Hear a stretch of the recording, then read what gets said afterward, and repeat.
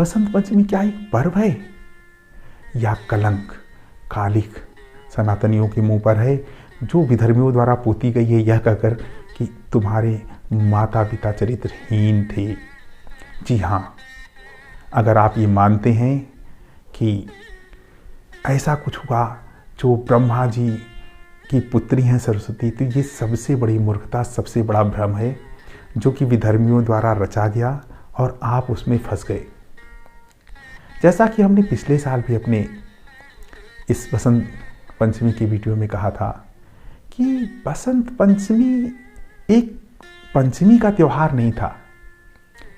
जैसे सावन भगवान शिव और माता पार्वती को समर्पित है, जैसे कार्तिक भगवान विष्णु और माँ लक्ष्मी को समर्पित है, वैसे ही पूरा बसंत भगवान ब्रह्मदेव और माता सरस्वती जो हमारे माता पिता हैं उनको समर्पित था। ये षड्यंत्र था विधर्मियों द्वारा आपके माता पिता को तिरस्कृत अपमानित करने का, ताकि आप अपने माँ बाप से दूर हो जाए। और जो माँ बाप से दूर हो गया उसका मिटना तय है, क्योंकि अगर लोग कहते हैं ना कि आपको आपके बाप भी नहीं बचा सकते, तो क्योंकि आपको अपने पिता से दूर कर दिया। जी हाँ, कोई ऐसी घटना इस ब्रह्मांड में घटी ही नहीं कि ये मूर्खतापूर्ण बातें जैसे आज कही जा रही हैं कि कोई चोर है, कोई धोखा हुआ है, लगातार चोर चोर चोर किसी एक भद्र और अच्छे इंसान के बारे में कहा जा रहा है और बहुत सारे लोग मान भी रहे हैं। इसी तरह एक भ्रम, एक झूठ, एक मक्कारी, एक फरेब फैलाया गया कि ब्रह्मा जी की पुत्री सरस्वती जी थी। और वो क्यों? क्या सरस्वती जी नाच गाना और इस तरह की भांड कला के लिए उनकी प्रतिभा थी? नहीं। क्या आपको रावण वो हाथ में लेकर वीणा, वो भांड था किसी नाटक का जो वीणा बजाकर एक नाटक प्रस्तुत करता था, या नाच गाने का एक कलाकार था? या हमारे ऋषि मुनि सामवेद जो थे वो संगीत में पारंगत थे, नारद मुनि लेकर सितार क्या चलती हैं, तो क्या वो किसी नाटक के पात्र हैं? नहीं। ये आपकी मूर्खता है, निरी मूर्खता।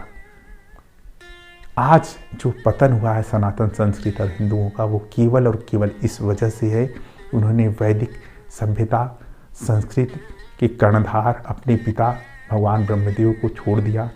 और हमारे पंडितों ने भी नौटंकी कथा और कहानियों में उलझ के और उलझाकर अपने मूल धर्म से दूर आ गए। जो पंडित का मतलब होता है सिद्ध और साधक, किसी चीज में पारंगत, प्रवीण। और कथा कहानी कहने वाले आप प्रवीण हैं, वो तो कोई भाड़ और नौटंकी वाला वो आपसे अच्छी कह लेगा, आपसे अच्छी तरह से महफिल सजा लेगा। नहीं। जो मंत्र वैदिक मंत्र थे उनका खुद लिखा हुआ है उस तरह से संस्कृत में, जिसको पाली कह दिया, कि उसमें किस तरह से उसका उच्चारण किया जाए ताकि मंत्रों का लाभ हो। उस मंत्रों की इतनी शक्ति थी, उससे तमाम तरह की औषधियों में जीवन आता था। आपके तमाम शक्ति के केंद्र जागृत होते थे, आप प्रखर होते थे, आपकी ऊर्जा प्रखर होती थी। आप देखिए सतयुग से लेकर कलयुग तक जितने भी राक्षस और देवता और बड़े बड़े शक्तिशाली पुरुष हुए धरती पर, उनको आशीर्वाद किसने दिया? उनको रावण को किसने आशीर्वाद दिया? अगर ब्रह्मा जी का पूजा श्रापित थी तो उसको किसने आशीर्वाद दिया? हिरण्यकश्यप को किसने आशीर्वाद दिया? जितने भी असुर और शक्तिशाली पुरुष हुए हैं सभी को भगवान ब्रह्मदेव ने आशीर्वाद दिया है। आशीर्वाद उन मंत्रों की शक्ति से मिला। जितने भी ये ज्ञान विज्ञान परिवहन वैमानिकी अस्त्र शस्त्र ब्रह्मास्त्र जैसी शक्तियाँ, कैसे अर्जुन को क्या मिल गई? वो कहीं पेड़ पे लटका हुआ था ब्रह्मास्त्र? नहीं, ब्रह्मा जी की साधना करके मिला था। जो ब्रह्मास्त्र की इतनी शक्ति थी, ब्रह्मास्त्र इतना पावरफुल था कि जिसके सामने सभी लोग नतमस्तक हो जाते थे। पूरे ब्रह्मांड को प्रकट करने की शक्ति अगर ब्रह्मांड ब्रह्मा जी में है तो नष्ट भी उस शक्ति से हो सकता है। इसलिए ब्रह्मास्त्र की प्रयोग से लोग डरते थे। सभी अस्त्रों का प्रयोग हुआ है, आप महाभारत में देखिए, लेकिन ब्रह्मास्त्र का प्रयोग केवल एक बार होने का समय आया और उसको रोक दिया गया। ब्रह्मास्त्र को मेघनाथ ने चलाया और भगवान हनुमान जी ने उसकी मर्यादा रखते हुए उसको काटने का प्रयास, तोड़ने का प्रयास नहीं किया, क्योंकि वो पूरी तरह से बांधता है। ये शक्ति है, ये मंत्रों की शक्ति है, ये वैदिक मंत्रों की शक्ति है। जब हनुमान जी भी गायन में प्रवीण थे, अब आप हनुमान जी को तो आप समझ सकते हैं गायन में प्रवीण इसलिए थे कि वो मंत्रों को जब उस रीति, उस विधि से गाया जाएगा, उतने पारंगत लोग करेंगे, उतने बड़े पंडित करेंगे, तब उन मंत्रों की शक्ति का प्रादुर्भाव होगा और आप उससे चमत्कार घटित होंगे। चाहे उसको एलियन आप कहिए, चाहे देवता कहिए, चाहे वो शक्तियाँ कहिए, उनको आवाहन किया जाता है, वो आएंगे और शक्तिशाली करेंगे। इसीलिए संगीत के रूप में आज भी कुछ बचा कर रखा गया बसंत पंचमी पर्व पर, अन्यथा खत्म हो चुकी होती है सभ्यता। आपको ये लगता है कि केवल कथा कहानियों से ही हमारी संस्कृति बची रहेगी? नहीं, जो मूल तत्व है, मूल विज्ञान है, ये मूर्खों ने समझा के रखा कि आपकी संस्कृति केवल यही रह गई है। नहीं, आपको इस पर पुनः अपने आप का अवलोकन करना होगा और देखना होगा। माँ सरस्वती ज्ञान की देवी हैं, और जब सृष्टि की रचना हुई तब भगवान शिव के साथ माता काली का जन्म हुआ, विष्णु के साथ लक्ष्मी जी का जन्म हुआ, और भगवान ब्रह्मा के साथ सरस्वती जी का जन्म हुआ। तो कहाँ से वो उनकी पुत्री हो गई? ब्रह्मा जी सृष्टिकर्ता हैं, वो सबके पिता हैं। जब भी जोड़े सभी के लिए बनाए गए तो उनके जोड़े सावित्री कोई देवी नहीं थी, और उनका कहीं कोई वर्णन ऐसा नहीं है। सरस्वती जी का ही दूसरा नाम सावित्री है। इसीलिए जब भी ज्ञान के रूप में उनको सभी ने अपनाया।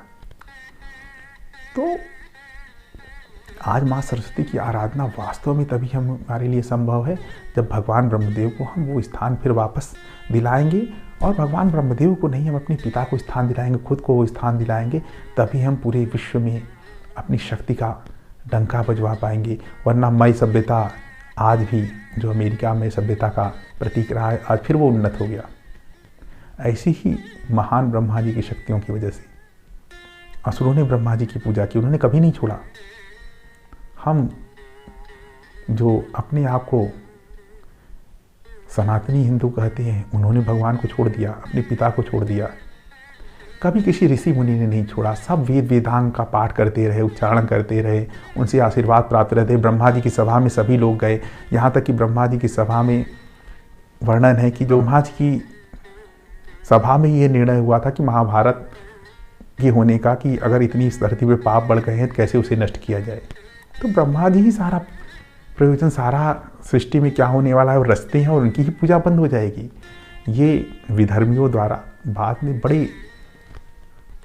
ध्यानपूर्वक बार बार गढ़ा गया। अभी मनोज मुंशी जी को हमने सुना, बड़ा अच्छा व्याख्यान और सही बात की थी। अपने बचपन में भी हम अपने पिताजी से सुनते आए थे कि उत्तरकांड जैसी कोई चीज़ थी ही नहीं। ये बेवजह और लज्जित करने के लिए, अपमानजनक रूप से जोड़ी गई है सनातनियों के लिए, और चूँकि बार बार कही गई, बार बार जोड़ी गई, और उस बात को इतनी बार कहा गया कि एक पूरा हमारे घर की जो महिलाएं 50% लोग से कन्विंस हो जाएं, कम से कम वो दुखी हो के भगवान को छोड़ दें। तो इनको पुनः मथने का, पुनः ध्यान देने का, ऐसी बहुत सारी अशोभनीय बातें लिखी हुई हैं जिनको बेवजह डाला गया है। आप अगर पढ़ेंगे तो आपको पता चलेगा बेवजह जात, धर्म और इन सब की बातें की गई हैं। ऐसा हमारी सनातन व्यवस्था में कहीं नहीं है। तो आइए, या कुंदेन तु नित सार हार धौला, तो माँ को उसको ध्यान किया जाए और माँ से क्षमा मांगी जाए। भगवान ब्रह्मदेव से प्रार्थना की जाए कि मेरा जीवन आपके यश को पुनः प्रकाशित करने में समर्पित हो, और हम आपका माध्यम बने प्रभु, आपके यश को पुनः सनातन व्यवस्था में लाने के लिए, और विधर्मियों के कुचक्र को तोड़ सके, इस भयंकर चक्रव्यूह को तोड़ सकें। इसके लिए भगवान ब्रह्मदेव से प्रार्थना है, और माँ सरस्वती से प्रार्थना है हमारी बुद्धि को शुद्ध रखें।